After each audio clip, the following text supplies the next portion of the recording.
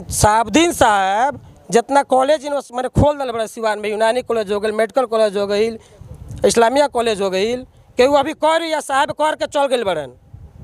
तो कॉलेज जा रहा है अधिकतर तो प्राइवेट हो। अच्छा ही बताई, प्राइवेट हो तो पढ़त के बा? हमारा सिवाने को लड़का पढ़त रहन, हमारा सिवान के बहन, हमारा सिवान के भाई पढ़त लो, आ कि दूसरा जगह पढ़त लो। जौने बड़ा साहबुद्दीन साहब रहनी, गरीब गुरबा लोग के इलाज कितना अच्छा सुविधा रहे। आज सब लोग याद करता कि शायद आज साहब जिंदा रहती तो जो नहीं हाहाकार में चल बा सिवान में, हमारा डॉक्टर साहब लोग के मनमानी फीस बा, मनमाना जांच के नाम पर मनमाना वसूली होता, और 15 दिन पर फिर दोबारा जौन बा कि फिर पर्ची के पैसा लगी, तो शायद साहबुद्दीन साहब रहती तो आज हमारे गरीब गुरबा के काफ़ी मदद मिली। वो लोग जितना गरीब गुरबा लोग बा आज याद करके वो चीज़ के मैंने भावुक हो जाला कि हमने के बड़ी पछताता इंसान कि जहाँ साहबुद्दीन साहब रहती तो आज सिवान में यूनिवर्सिटी भी खुल गई रही। शिक्षा के क्षेत्र में भी जो साहबुद्दीन साहब लकीर खींचते नहीं कि उनका औकात नहीं है कि एगो बिंदु भी पार दे। जितना लोग दल से आइल बा चुनाव जीत के जाई, एगो क्रेडिट हमारा आम जनता को गरीब लोग का माता बहन के ना दी, वो कही कि हमारा का पार्टी जीतौले बा। लेकिन हिना साहब जीत के जहिया जाए वो पूरा सिवान के जनता के जीत हुई, और हिना साहब समर्पित रहे कि हमरा के हमार सिवान के लोग जितौले बा, कोनो दल नहीं जितौले। BA, BCom, BSc, MA, MCom करें विश्व की सबसे बड़ी यूनिवर्सिटी इग्नू से। सॉल्व असाइनमेंट्स और गाइड बुक्स प्राप्त करें। संपर्क करें Mahakal computers, DAV PG college के पास, पंच मंदिरा मोड़ से दाहिने, सिवान। निकोरिया मासिक अनियमितताएं, बच्चेदानी में गांठ, बच्चेदानी बाहर निकालना और डिलीवरी से जुड़ी हर समस्याओं के लिए आज ही आए डॉक्टर वंदना कुमारी के पास। पता है डॉक्टर रामाजी चौधरी से 100 कदम पूरब, डॉक्टर कॉलोनी, सिवान। अधिक जानकारी के लिए नीचे दिए गए नंबर पर कॉल करें। यहाँ पर धनौती पंचायत से विनय जी जो वर्तमान मुखिया बनी, मुखिया जी रोवालो तो घूमत नहीं लोग, कितना बढ़िया रिस्पांस या का मिलता समाज में? सबसे पहले रवा का बहुत बहुत धन्यवाद। जिला भर चुके हमने घूमत तनी सन तो एक सिवान के जो लहर जो दिखत ना, ये वास्तव में सिवान ऐतिहासिक रहल बा, और सिवान हमेशा से एगो इतिहास देवे काम कैले बा, और शायद ही पहला बार हुई कि सिवान के लोग सारा जात धर्म से ऊपर उठ के दल के बागडोर के तोड़ के सारा ऊंच नीच के भेदभाव मिटा के, और एक पहला बार ऐसा प्रत्याशी जीत के जाई कि जो देश में एगो मिसाल कायम करे के काम करी, देश के अतिर एगो नजीर हुई कि रउआ देखी यहाँ जौन बा कि सारा श्रेय और सारा जौन बा कि कंट्रोल, सारा रिमोट जनता के हाथ में बा। रउआ केहू के भेज दम उठा के दल से तो ना जीती, जब तक सुजोग कर्मठ और क्षेत्र के विकास के बारे में और लोगों के बारे में जो चिंता ना करी, ओकरा के लोग एजा के ना जिताई। दल एजा कोनो मायने नहीं रखत। सिवान के जनता निश्चय कर चुकल बा कि हमनी के बीच में जे दिल से बा ओकर संग हमनियों के दिल से बानी सन। वो अभी देख ली कि जितना लोग दल से आइल बा चुनाव जीत के जाई, एगो क्रेडिट हमारा आम जनता को गरीब लोग का माता बहन के ना दी, वो कही कि हमारा का पार्टी जीतौले बा।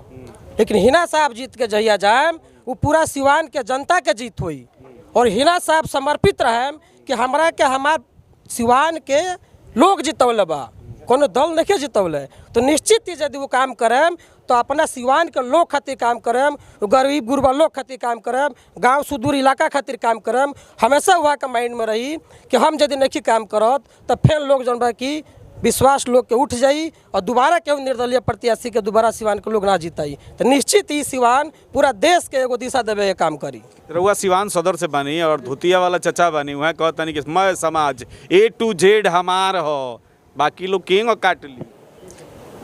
रउआ देख ली, विनय चौहान हमारा नाम पड़ी, धनौती पंचायत के मुखिया बने सिवान सदर।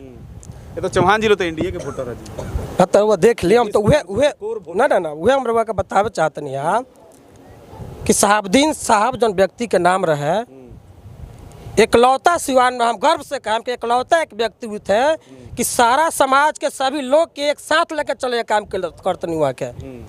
साहबुद्दीन साहब जैसे आदमी रहनी कि सिवान सदर से बबलू चौहान जैसे आदमी को उठा के लिया के टिकट दिवाओ के काम कैनी, और सिवान से सदर से वहाँ के चुनाव लड़वनी, हरवावल के तो सामने बनू हरवावल के तो लोग भी देखता साहबुद्दीन साहब वैसन आदमी बनी कि परमात्मा राम वैसन आदमी के लिए आके MLC बनौनी केकरा में क्षमता बाजी कि हर समाज के एक साथ लेके चले।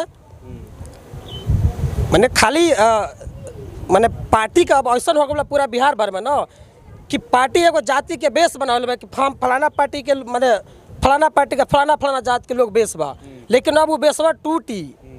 एम्स नई दिल्ली व सफदरजंग नई दिल्ली के सीनियर डॉक्टर अब आपके शहर सिवान में। डॉक्टर उमेश नवजात एवं शिशु रोग विशेषज्ञ, चिकित्सा पदाधिकारी, सदर हॉस्पिटल सिवान। डॉक्टर उमेश जो आपके बच्चों का कर रहे कुशल व बेहतरीन इलाज। सुशीला देवी हॉस्पिटल, डॉक्टर उर्मिला अखौरी के सामने, hospital road Siwan. Mobile number 9199720654 और 7250722154। और सिवान ही तुड़ता, सिवान ही मने दिखावता रास्ता कि अब जौन रउआ लोग का जौन भरम धैले बनू अब भरम ना रही। हिना साहब मैडम ऑलरेडी कह चुकल बनी सभी रंग हमारे हैं मतलब केहू कोनो दल में बा कोनो मतलब नहीं किया। रउरा दिल से हमरा संगे जुड़ी, रउरा संगे हम बानी।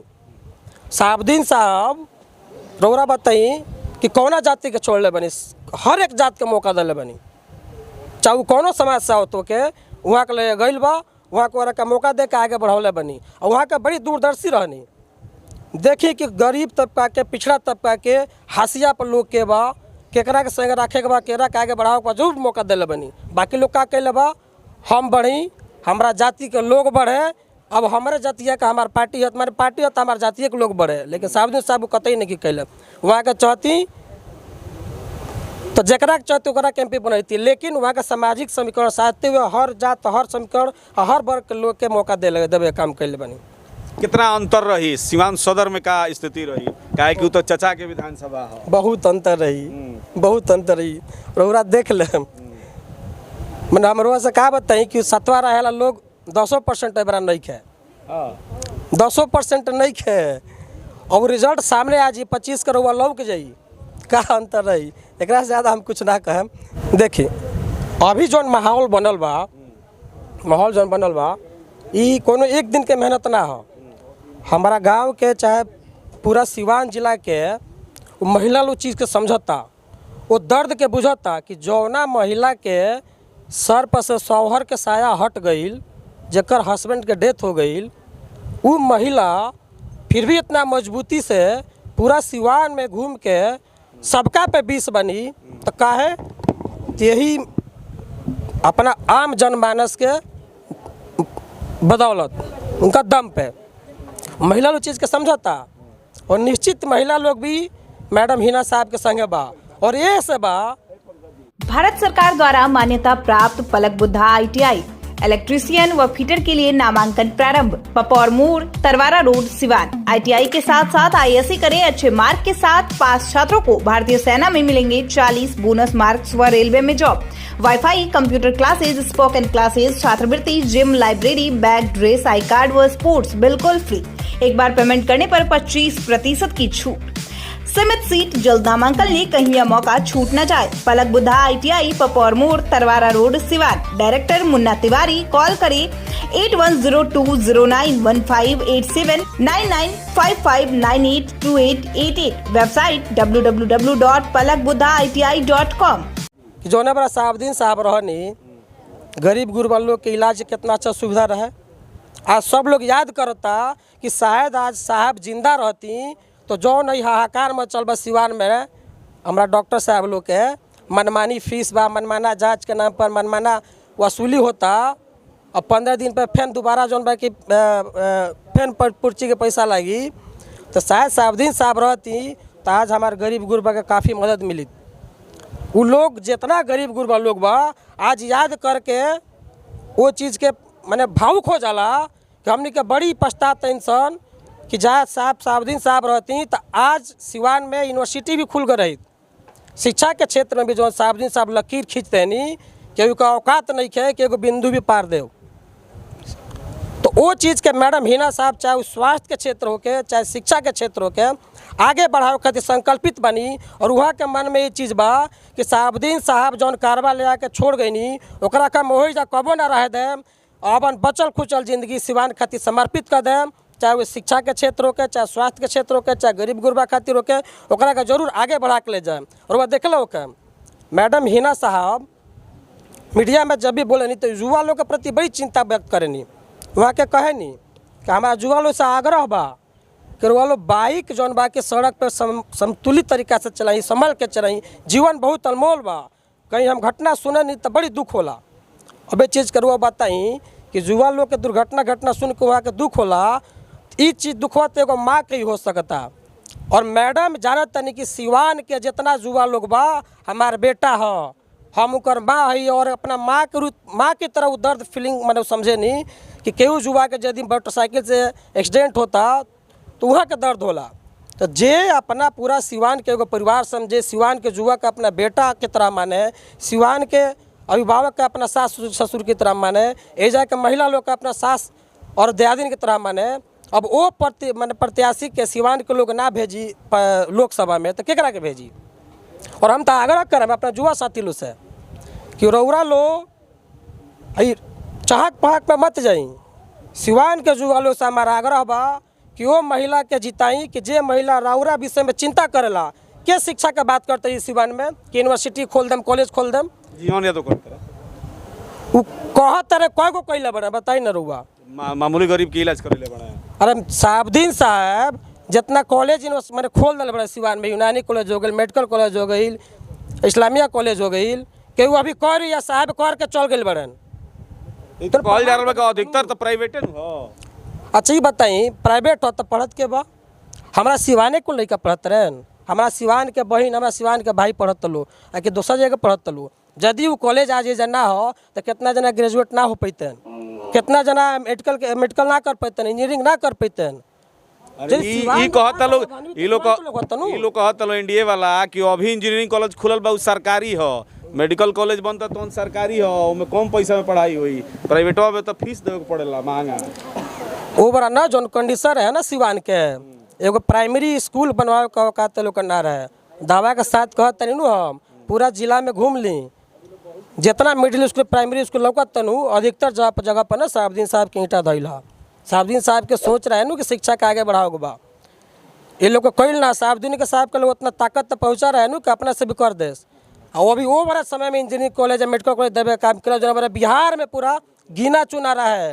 ये जब बिहार के लड़का वो के बाहर जा पाओ जो घर से भरल भुरल बा, जरा घर है उतना क्षमता बा पैसा बा, वह लड़का बिहार से बाहर जाए कर पाओ सन। लेकिन साहबदीन साहब तो सिवान में देनी नू हो बड़ा। आज हजारों लड़का मेडिकल इंजीनियरिंग करके सिवान से निकल के कहीं ना कहीं सेवा करता सन जिला के या देश के। तो कुछ तो कहीं नो जी।